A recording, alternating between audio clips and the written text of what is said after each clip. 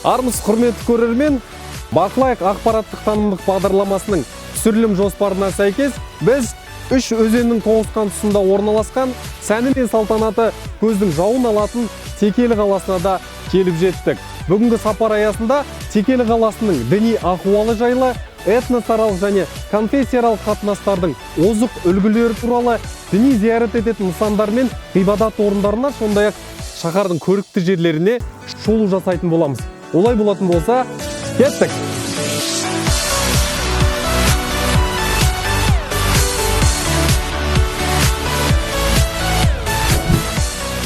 Текелі қаласы Талдықорған қаласынан оңтүстік шығысқа қарай 40 шақырым қашықтықта орналасқан. Шаһардың іргесі 1911 жылы қаланған. 1927 жылы кент атанса, 1952 жылдан бастап Алматы облысына қарайтын қала әрі теміржол станциясы болып саналады. Қанатын жайып, қарыштап дамып келе жатқан қаланың аумағы 6133 гектарды құрайды. Жоңғар алатауының солтүстік сілемінің батыс бөктерінде орналасқан Текелінің Рудник кентімен қоса есептегенде халқының саны 34 мыңнан асып жығылады. Мен Мұхаммед Мағжан Сәрсенбайұлы, Алматы облысы дін істері басқармасы дін саласына мәселе зерттеу орталығының Текелі қаласы бойынша біліктілігі жоғары деңгейлі маман, дінтанушысы боламын. Қазіргі кезде қалада мемлекеттік тіркеуден өтіп қызмет етіп жатқан 7 діни бірлестік бар. Қаламыз бойынша діни ахуал тұрақты. Қаламыз сонымен қатар көп конфессиялы. Текелі шаһарында тілектері бір арнада тоғысып, жүректері отан деп соққан түрлі этнос өкілдері бір шаңырақ астында тату-тәтті өмір сүріп, бірлік пен ынтымақтың озық үлгісін көрсетіп келеді.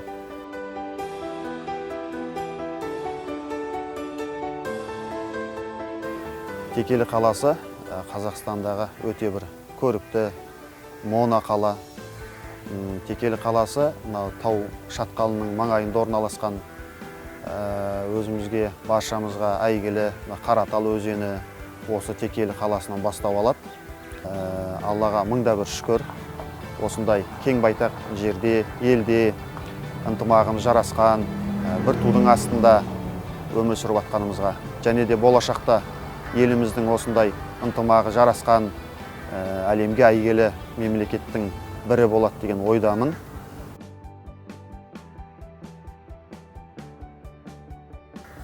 Я приветствую всех.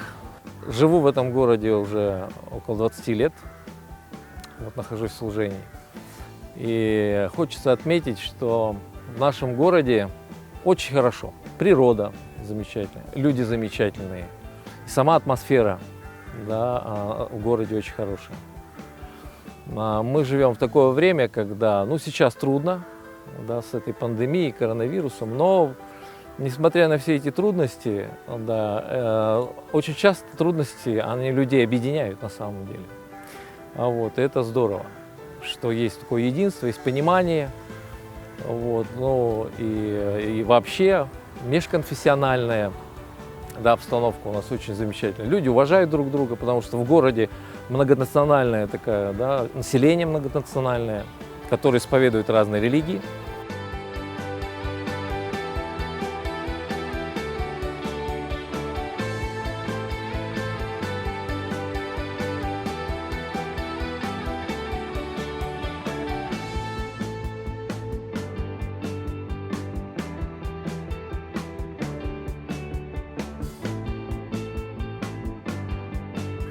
Доброго время суток вам, дорогие наши пользователи интернета.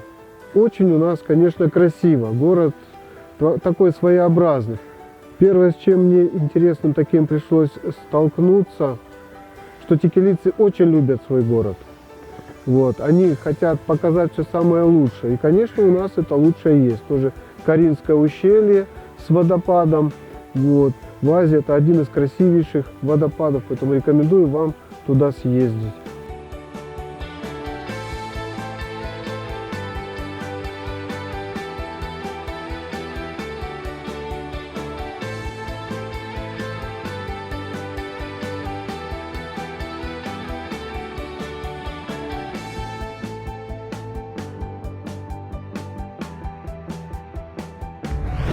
Біз қазір Қора өзенінің маңайында орналасқан Будда тасы деген ескерткіштің қасында тұрмыз.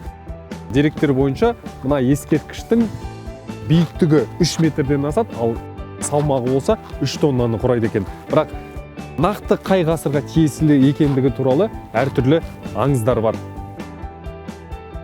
Соның бірі тас бетіне қашалған жазуда жаратушыдан жауларын жеңу арқылы абыройлы болуды қалаған деген болжам айтылады. Және тастың пайда болуын 18 ғасырдың екінші жартысына, яғни Жәңгір ханның әскерлері жоңғарлармен күресіп жатқан жылдармен байланыстырады. Ал екінші болжам бойынша тастың бетіндегі суретте Будда храмы бейнеленген. Оның ортасында Будданың өзі тұр деседі. Оның барлығын айдаһар басты арыстан денелі әйел алақандарымен көтеріп тұр деген сенімде. Тастың төбесіндегі геометриялық фигура мен белгісіз жазудың құпиясы әлі күнге дейін ашылмаған. Будда ескерткіші рухани тазалану жоралғысын жасаған орынға ұқсайды. Бұл жерге келгендердің қандай да бір игілікке кенелетіні анық деген аңыз қалыптасқан.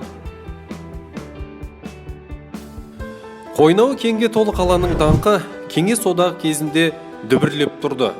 Ұлы Отан соғысында жауға қарсы атылған әрбір 9-шы оқ текелінің қорғасынан жасалынған. Қазіргі күні өндірісі өрлеген қаланың тұрпаты мен халқының тұрмысы да жақсара түскен. Біз әрине көрген жанның талайын таңдайын қақтыратын әсемсал көрікті текелінің сұлу табиғатын бір бағдарламаға сыйғыза алмаймыз. Уақыт тезіне төзіп, тізесі бүгілмей келе жатқан текелінің біз бақылай алған бүгінгі көрінісі, тыныс тіршілігі міне осындай болды. Құрметті көрермен, біз сіздермен бақылайық ақпараттық танымдық бағдарламасының келесі санында жүздесетін боламыз. Осы видео сіздерге ұнаса, достарыңызбен бөлісіңіздер, белсенділік танытыңыздар, міндетті түрде лайк, коммент қалдырыңыздар. Ал біз келесіде жүздесетін боламыз. Аман сау болыңыздар.